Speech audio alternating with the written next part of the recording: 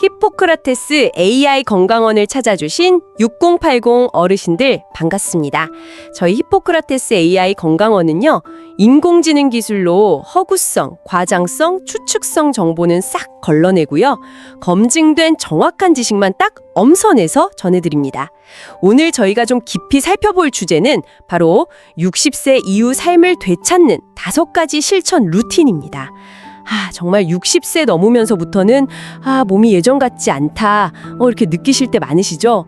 그냥 좀 쉬고 싶고 움직이기도 귀찮고 그런 순간들이요.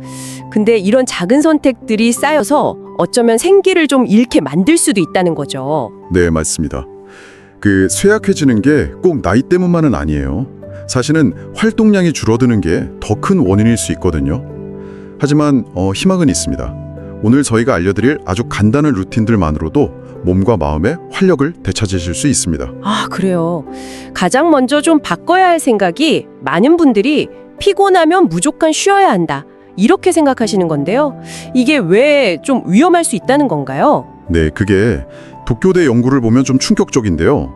하루에 30분도 채 안 움직이시면 1년 안에 근력이 무려 20%나 감소할 수 있다는 결과가 나왔어요. 20%나요? 1년 만에요? 네.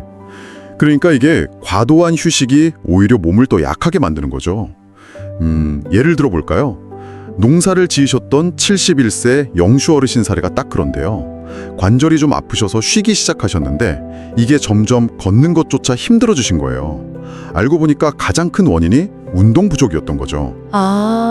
그래서 쉬어야 낫는다는 그 생각부터 한번 점검해 볼 필요가 있습니다. 그렇군요. 쉬는 것보다 적절히 움직이는 것, 이게 오히려 회복의 열쇠다, 이런 말씀이시네요. 자, 그럼 그 핵심 실천법, 바로 움직임에 대해 좀 더 자세히 알아볼까요? 하루 25분 생존 운동 루틴이라는 게 있던데요. 이게 하버드 의대 연구에서도 효과를 봤다고요? 그렇습니다. 놀랍게도 하루에 딱 25분이에요. 그것도 힘든 운동이 아니라 저강도 운동만으로 근력을 한 15% 정도 끌어올리고요. 낙상 위험도 크게 줄일 수 있다는 결과입니다. 와, 15%나요?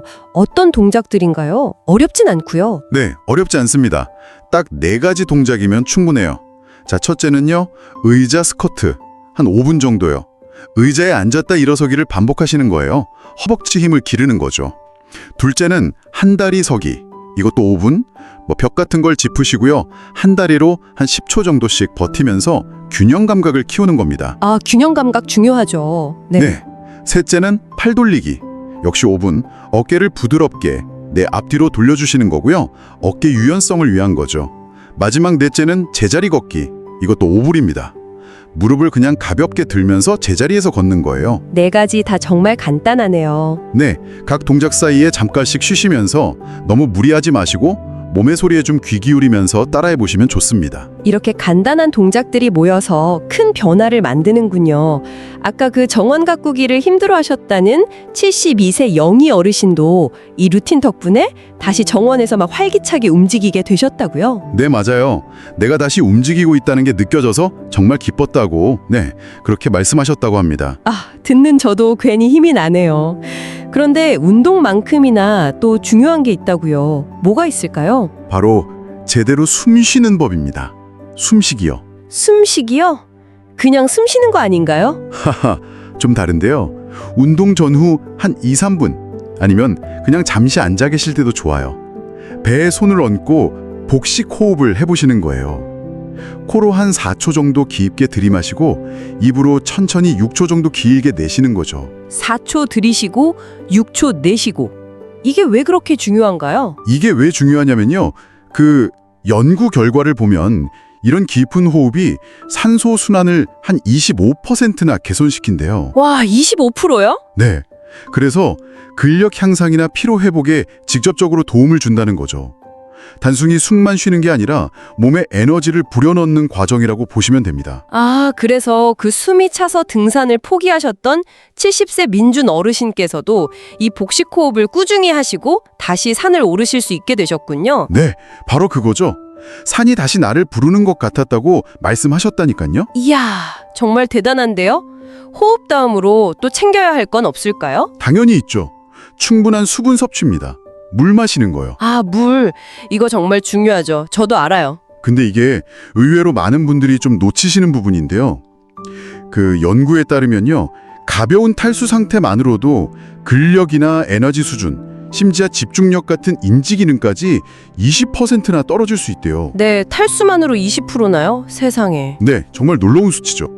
그래서 운동 전후는 물론이고 평소에도 하루에 한 6잔에서 8잔 이상 꾸준히 물을 드시는 습관이 정말 중요합니다. 이야, 물 한 잔의 힘이 정말 대단하네요. 춤을 좋아하셨던 74세 지연 어르신도 물을 충분히 드시기 시작한 뒤로는 근육 경련 같은 거 없이 다시 춤을 즐기게 되셨다고 들었어요. 맞습니다.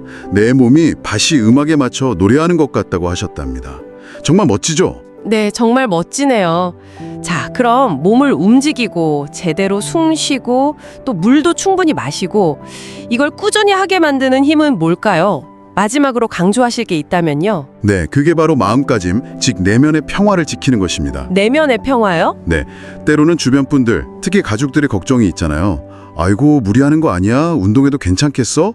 이런 걱정들이 오히려 스스로에 대한 믿음을 좀 흔들리게 할 수 있거든요. 아, 정말 공감됩니다. 좋은 뜻으로 하시는 말씀인데도 때로는 부담이 될 수 있죠. 그렇죠. 화가셨던 77세 수진 어르신 이야기가 참 인상 깊었는데요. 다시 그림을 못 그릴까봐 두려움도 푸셨고 가족들 걱정이 오히려 자신을 좀 작아지게 만든다고 느끼셨대요.